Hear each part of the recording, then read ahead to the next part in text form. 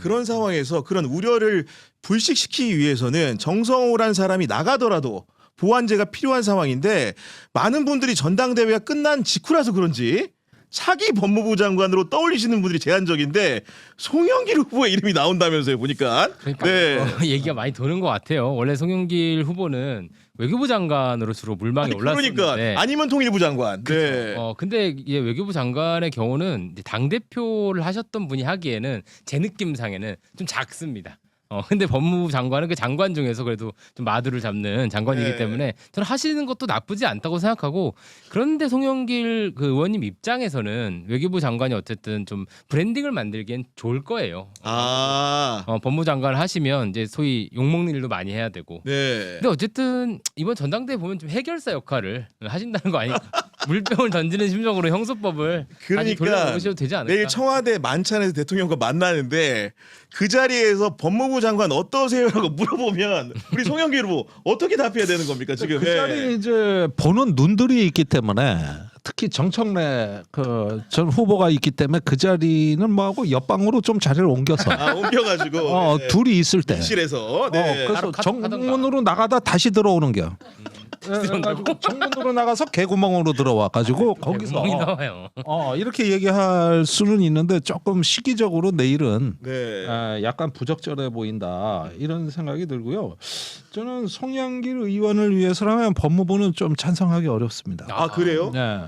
법무부 가지고 지금 뭐 하는 건 본인도 이제 사법 리스크에서 막 벗어난 상황이고 얼마 전까지 수사받고 또 그 저 무죄 판결 받긴 했습니다만 당사자이긴 했기 때문에 조금 그 약간 뒤끝이 있거든요 그게.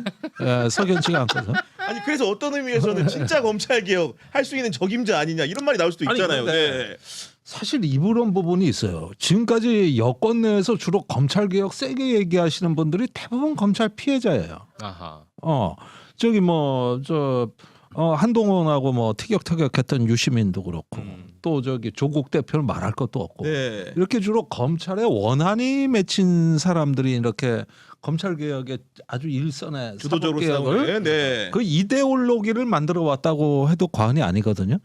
근데 이제 송영길 저기 후보 같은 경우는 소나무당을 아예 검찰 개혁하려고 만든 당입니다. 그게 옥중 출마. 아니, 원래 그랬어요. 네. 아예 그런 거예요. 그런데 이제 거기에서 있는 당사자성이 너무 부각이 돼가지고 이 당사자성이 너무 부각이 되니까 이건 조금 법무부 장관 하는데 걸림돌이 되죠. 정의당은 당사성 중시하던 당으로 기억하는데 어떤 그런 정체성을 중시하셨잖아요. 아니 그런데 여기선 시켜주질 않으니 해본 적이 없어서 아니 우리 시청자 여러분들 그러다 보니까 정성호 장관이 그만둔다고 하니까 혹시 이제 김민석이 당대표가 됐으니 사무총장 임명 가능성 있나고 물어보시는데 박승부 기자 순리적으로 국회 여건상은 어려운 거죠? 네. 사실 전혀 생각해보지 않은 네. 문제고 취재도 안 해본 내용인데 감으로 통상적으로는 안 맡을 것 선수도 같아요. 사실 안 맡고. 선수도 네. 너무 높고 너무 거물급이고 그다음에 법무부 장관 그만두고 사무총장 간다는 게 명분상으로도 좀 안 맞을 것 같습니다. 법무부 장관 일도 너무 고되고 지금 건강상의 문제도 있고 이런 상황인데 다시 당의 전반적인 그 사무를 총괄하는 자리로 간다라는 것도 좀 어색할 것 같고. 완전 경부기 때문에 네. 네, 사실 직관적으로 그냥 가능성 거의 없는 얘기인 것 같아요. 없는 얘기인 것 같고. 그럼 하나 더 추가해서 여쭤보면은 지금 이제 전당대회에서 낙선하신 분이 송영길 후보만 있는 게 아니라 정청래 후보도 있었고 정청래 후보는 누구보다도 검찰 개혁이 진심이었기 때문에 만약에 법무부 장관 할 의사가 본인에게 물어보면 있을까요 없을까요? 박수문 기자. 근데 예전에 행안부 장관을 제안을 받았었거든요. 정청래 후보가. 물론 이제 그때는 전당대회 전이긴 했었는데 네. 그때도 고사를 했기 때문에 이제 와서 수용을 할까라고 하면 가능성은 좀 낮을 것 같아요. 낮을 것 같다. 네, 그때도 고사를 했던 이유가 그때 제 기억에는 그냥 그 정청래 후보가 그 다시 이제 입법부 쪽에서 할 수 있는 역할이 있다라는 그런 취지로 이해를 했었거든요. 그렇죠. 그러니까 네. 아마 수용하지 않지 않을까 뭐 이렇게 생각이 듭니다. 아니 근데 누가 보더라도 논리상으로 보면은 본인이 맞는 데는 크게 문제가 없어야 되는 게 아닌가라는 생각도 해보게 되는데요. 노선이 다르잖아요. 진짜 나라 이제 좀 정리했는데 또 안에서 이제 내각에서 반명을 키울 필요는 없을 것 같고요. 네. 지금 이번 형사소송법 문제를 다시 이제 제대로 정리할 지금 사람이 필요할 겁니다. 제대로 정리할 사람이 필요하다. 그러니까 형소법 반대가 민심에서 60% 이상 나왔잖아요. 이걸 그대로 두고 간다면 저는 두고 가면 안 된다고 생각하고요. 뭐 심지어 우리 촉법 용역 중에서는 상당수가 거부권 행사라고까지 했습니다. 근데 저는 뭐 그런 적절하지 않다고 생각했지만 어쨌든 그거를 정리하기 위해서 정청래 후보는 적절하지 않고 네. 어떤 다른 지금까지의 어떤 김어준식 죽창 개혁 검찰 개혁과는 다른 목소리를 내는 분이 네. 하시는 게 좋다. 뭐 이를테면 김용남 의원도 얘기 나오더라고요. 김용남 의원 얘기도 나올 수 있고 이런 말씀 해주신 건데 어쨌든 간에 송영길 후보로도 관심이 쏠리는 가운데 송영길 후보가 선거가 끝난 이후에 전당대회 결산 자료를 당 캠프의 명의로 냈는데 거기에 우리 김종대 전 의원의 이름이 등장을 합니다. 어떻게 됐냐? 김종대 전 의원이 지난 12일에 김갑수 선생님이 운영한 뉴스인사이드에 출연하셔가지고 이번 전당대회 최대 성과는 송영길 현상을 만들어낸 것이다. 정치적 자산이 형성됐다고 한 워딩을 굉장히 대표적으로 제대로 된 패널의 멘트로 소개를 했습니다. 지금. 글쎄 뭐 내가 이 정도로까지 얘기하고 보니까 그런 것 같은데. 이렇게 근데 사실 요 부분은 말이죠. 이 송영길 현상이라는 게 전당대회 때 많이 뜬 걸로 돼 있는데 제가 보기에는 그건 조금 설명이 부족하고. 그래요? 네. 저는 그 파리에서 귀국할 때부터 송영길이 만들어졌다고 봐요. 아 프랑스 파리에서 검찰 조사를 받기 위해서 귀국할 때부터 만들어졌다. 네, 그때부터 네. 만들어졌는데 그때 그 파리 대학에서 강의하고 있었거든. 그런데 그거 저 중간에 종강하고 온 거예요. 아, 휴강하고. 아예 그만두고. 네. 그러니까 거기 대학 총장이 막 난리가 났었다고. 그래서 국내로도 막 전화가 오고 그 강의 비워놨다 이랬거든요. 네. 그러니까 금방 올 줄 알고. 그런데 가긴 뭘가 구속됐는데. 아하. 이래가지고 일이 이제 커지고 복잡해진 거예요. 그랬는데 이 이야기는 뭐냐면은 송영길로서는 그때 그 저 파리에서 우아하고 거룩하게 살다가 갑자기 가시밭길에 뛰어들었다는 게 이 진짜 저 시련은 뭐냐면 민주당으로부터도 버림받았다. 아. 내 홀로 싸워야 된다. 나 돈도 없고 세력도 없다. 그러니까요. 이러는 가운데 총선이 다가오고 이제 재판을 했다는 제가 주목하는 건 이 서사예요. 바깥에서 민주당의 그 어떤 조력 없이. 프리미엄 네.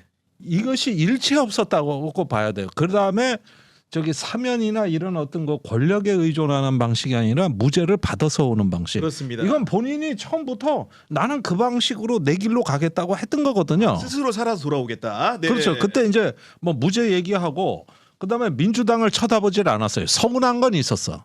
그러나 신세지지 않았다. 나는 제가 보니까 이 맥락이 전당대회 때 호소력은 거기서 나왔다고 보는 거예요. 저기 뭐 말에 그 일종의 뭐 사이다 발언도 있었고 맞아요. 네. 뭐 붕어 발언이라든가 IQ 발언이라든가 뭐 내가 보기에 좀 값싼 농담이 몇 개 있었던 건 맞아. 그런 건 솔직히 말해서 내 실력도 안 돼.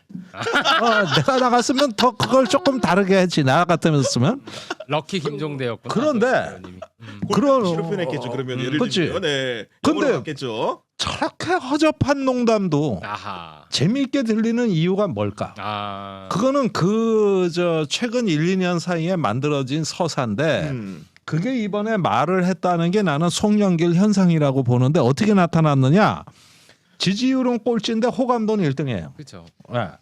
그러니까 토론은 제일 잘했다.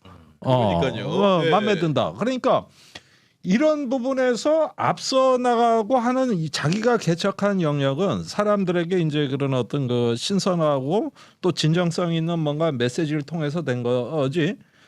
득표율하고는 전혀 관계 없어요. 그러니까 이제 그런 전혀 거고 관계가 없습니다. 실제로 본인도 이번 선거를 치르면서 정말 환골탈태한 것이 제가 오늘 송영길 후보의 인스타그램 사진을 보고 깜짝 놀랐는데 사진 좀 보여주시기 바랍니다.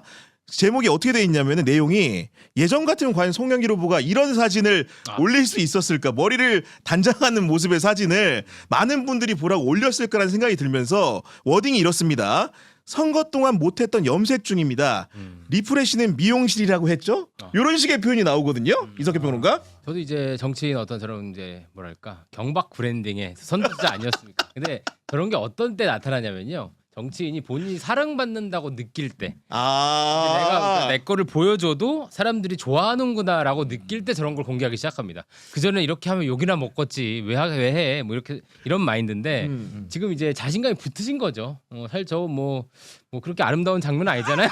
아, 뒤에 있는 그 미용실 그 원장님 사진을 이렇게 공개해도 되는 거겠죠. 초상권도 보니까. 없고 그냥 막 이렇게 하셨는데 그 자체로 이제 뭐 모든 사진이 다 그냥 재밌게 소비되는 이런 네. 상황까지 온 거죠. 실제로 기자들 사이에서는 우리 송영길 후보가 좀 전과는 달라졌다, 변했다 이런 평가가 실제로 나오는 겁니까? 기자들이 그렇게 평가를 그러니까 그게 아니라고 평가를 한다는 게 아니고 그런 평가를 많이 하진 않는데 뭐 송영길 후보가 전과 달라졌네 뭐 이런 평가를 막 하진 않는데 근데 전반적으로 그런 건 있는 것 같아요. 그러니까 송영길 후보가 사실은 캠프 쪽에도 많이 물어보면 당연히 당선 가능성이 있다라고 표면적으로 얘기는 하지만 그렇죠. 뭐 초중반부터 좀 어려워진 상황이었었잖아요. 그러니까 당선권이라고는 인식이 좀 안 됐었잖아요. 그러니까 오히려 마음이 좀 편해졌기 때문에 이제 이런 것 저런 것들을 좀 놓고 편하게 하다 보니까 오히려 좀 주목도 받고 발언도 좀 시원시원하게 그러니까요. 나오고 여러 가지 네. 행보들이 좀 주목을 받는 것 같다. 뭐 이런 얘기들은 좀 있습니다. 실제로 이제 연설에서 했던 그 발언들이 상당히 주목도가 있었는데 가장 주목도가 높았던 것은 8월 8일 합동 연설회에서 했던 뼈의 장국 발언. 요거 사실은 굉장히 강력했거든요. 네. 뼈의 장국도 그렇고 저는 시작은 싫다는데 왜 나와? 싫다는데 왜 나와? 연이할 필요 없다니까. 그러니까, 요렇게 그죠. 대통령하고 네. 사이 안 좋다는데 왜 나오냐고가 가장 강력했고 저렇게 애정을 받을 수 있었던 이유는 사실 인위적이지 않았기 때문이에요. 그러니까 뭔가를 이렇게 잘 보이려고 애쓰거나 그러지 않고 네. 있는 그대로 자연스럽게 보였기 때문에 뭐 예전에 안철수 의원이 누굽니까 막 이런 거 했을 때 반응 없었어요. 그냥 기괴했잖아요. 그냥. 네. 근데 이거는 뭐 그런 것도 아니고 그냥 뭐 물병을 던지는 심정으로 그렇게 나는 하셨는데 무슨 가래 끓는 소리 같더라고. 누굽니까 할 때 그 그치, 끝이. 그치. 편도도 안 좋았던 것 같고 근데 어쨌든 그럴 만큼 자연스러운 모습이니까 지금 매력이 발산된 건데 어쨌든 돌아와서 송길 의원한테는 지금 손에 쥔 게 오히려 더 많아진 상황 같아요. 아, 꽃놀이패 같은 그쵸. 상황이다. 장관도 네. 뭐 지금 2개로 이게 저글링하고 계시고 또 하나는 내년 서울시장 얘기도 있을 수 있습니다. 아, 한번 도전을 했었기 때문에. 그렇죠. 네. 그래서 지금 그 후보군도 사실 엄청 많지는 않거든요 민주당 네. 안에서. 그래서 그런 얘기까지 돌 수 있다. 근데 서울시장 선거 나오면 집을 또 옮겨야 되거든요. 이런 상황들이 좀 뭐. 불리할 수 있기 때문에 본인이 선택하기 어렵지 않을까. 자가가 아니시잖아요. 아, 물론 그렇죠. 네. 그런 상황인 건데 우리 의원님 보시기에도 오랫동안 가까이서 보셨으니까 학창 시절부터 송영길이라는 사람이 이번 기회에 정말로 달라졌구나. 180도 변했구나. 이런 느낌을 받으시는 겁니까? 그러니까 어떤 면에서는 말이죠. 그 파리에서 돌아와서 유튜브로 굉장히 많이 나갔거든요. 그거 방송에서 제가 직접적으로 간접적으로 많이 봤는데 이때 그 말하는 감각이 많이 좋아졌고. 아, 말하는 감각이 그렇지, 좋아졌다. 옛날엔 좀 불안했어요. 불안했는데 제가 의원님을 볼 때 심처럼 많이 안 했고. 그래가지고 조금 뭐 이렇게 보니까 역시 최근에 그 야인 생활 한 2년이 그게 조금 밑거름이 되지 않았나. 아니, 그리고 뭔가 좀 노리고 있다는 느낌이 드는 거는 예를 들어 뼈해장국 발언도 뼈해장국 먹으면서 계속하고 식당 주인한테 확인도 하고 물병도 옛날에는 이렇게 조그만 거 들다가 거의 뭐 1.5리터 대형 물병 드는 모습들을 일부러 미디어에 노출하는 걸 보면서 맞아요. 정말 송영길 후보가 재미를 붙였구나 이런 생각이 좀 들었거든요. 그러니까 사랑받는다고 느껴서 그런 거예요. 그리고 이게 뭐랄까 여기서 근데 중요한 게 있습니다. 저도 이거 많이 해봤는데 여기서 너무 과잉되게 들어가면 안 됩니다. 여기도 오버하면 안 된다. 오버하면 안 됩니다. 더 이상. 자연스럽게. 저도 이게 양파 먹어서 반응 좋으니까 뭐 과하게 뭐 캡사이신을 때려 넣으시다든가 뭐 이런 식까지 하시면 안 되고 네. 이제 자연스러움을 있는 그대로 보여주는 게 사람들이 다 좋아하는 거거든요. 사실 뭐 대단한 게 없습니다. 그러니까요. 네. 그리고 사실 인지도를 좀 느꼈을 것 같아요. 아하. 계속 전당대회가 운영이 되면서 나를 알아보는 사람들 원래도 이제 당연히 뭐 주목도가 높은 정치인이긴 한데 그렇죠. 네. 이런 것들을 뭐 이런 비유도 하더라고요. 예를 들어서 지역구가 전혀 아닌 곳에 그냥 모자를 쓰고 일상복 차림으로 지나다녔는데 알아보기 시작한다. 뭐 이러면 이제 인지도가 전국적으로 높아지는 시점인데 그렇구나. 네. 뭐 예를 들면 뭐 그런 사례를 본인이 경험하셨을 수도 있고 모자는 못 쓸 거예요 머리가. 네. 그리고 이제 전당대회를 나오는 거는 이런 비유도 하긴 하거든요. 전당대회를 예를 들어 뭐 어떤 의원들이 고민을 할 때 이걸 나갈까 말까 고민을 할 때 난 당선은 안 될 것 같은데 나가볼까? 뭐 최고위원 후보로 나가볼까? 이런 고민을 할 때 주요한 요인 중에 하나는 당선이 안 된다고 하더라도 인지도를 얻기 위해서. 그러니까 이게 그 출마하는 기탁금을 일종의 광고 비용이라고 생각을 했을 때는 당 대표 선거 1억 원 심지어. 네. 그 비용을 충분히 뽑아내야 되는 것이기도 하고 또 어떻게 보자면은 사실은 또 그만큼 돈값을 한다라고도 평가가 될 수 있거든요. 아마 맞아요. 그런 네. 것들이 반영이 되니까 아마 이랑 이렇게 된 거, 그러니까 당선권에 확 있지 않은 이상엔 인지도라도 높여야 되겠다 이런 생각도 아마 전략으로 반영이 되지 그러니까 않았을까 송영길 싶습니다. 후보는 어찌 3등을 했지만 1등 같은 효과를 누리고 있다 이런 평 가능할 것 같고 광고 좀 전하고 오도록 하겠습니다. 요즘 탈모 고민 있으신 분들 많으시죠? 오늘도 특별한 소식 전해드립니다. 서울 강남에 위치한 모시원 의원이 설립 20주년을 맞아서 파격적인 할인 이벤트를 진행하고 있습니다. 이번 이벤트는 파격적인 가격 할인은 물론이고 추가적인 케어까지 제공된다고 하는데요. 평소 비용 때문에 고민하시던 분들이라면 이번 기회 정말 놓치지 마셔야 할 것 같습니다. 무엇보다 모시원 의원은 비절개 모발 이식으로 잘 알려진 곳이라 자연스러운 결과를 중요하게 보시는 분들께도 좋은 선택이 될 수 있습니다. 이벤트는 한정된 인원으로 마감된다고 하니까요. 관심 있으신 분들은 아래 연락처로 문의해 보시면 참으로 좋겠습니다. 비절개 모발 이식 문의 02533-5882 02533-모발 빨리 지금이 가장 좋은 타이밍입니다.